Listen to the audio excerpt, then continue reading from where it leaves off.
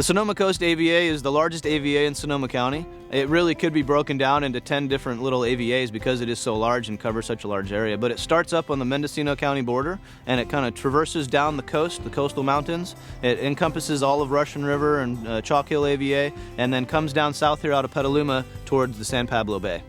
The Blue Wing Vineyard that we're in right now is a couple of miles from San Pablo Bay, and then we're about 10 or 15 miles from the Pacific Ocean. So we're in this little area where it's got the wind coming through, but we've also got the cool temperatures coming off of the bay.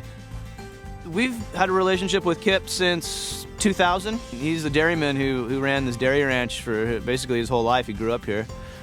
He still lives here on the property, still runs cattle, still got the dairy going, and he's a really great guy. Right now I'm about halfway retired. I do stay on the ranch. I lived here all my life. I'm very fortunate. Oh, I love this area. I'll never move. I mean, we never gets real hot, maybe a couple days a year over 100.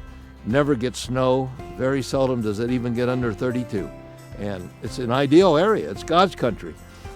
We've been in dairy business for many, many years, going back to 1925, and then we sold the breeding stock and milk.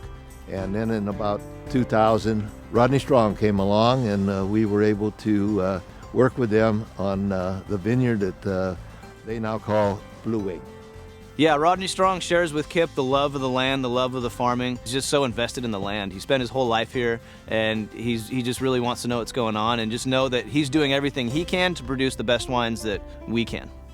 The Petaluma Gap is what this area is locally known as, and it's actually a wind gap that creates this little channel of wind that comes off of the Pacific Ocean just outside Tomales Bay, and it kind of runs west and then south onto San Pablo Bay, which is just outside San Francisco.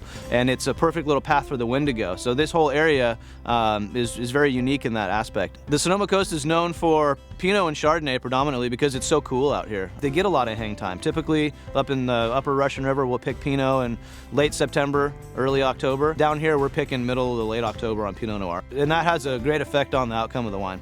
So we make two wines from this ranch, a Pinot Noir and a Chardonnay, both Sonoma Coast appellation.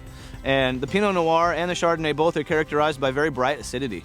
The main factors of the soil and the wind here really come down to smaller berries and smaller clusters, which translates into more pronounced flavors in the glass that really concentrates the flavors. And it has this nice little minerality to it that really kind of sets this area apart from the greater Sonoma County.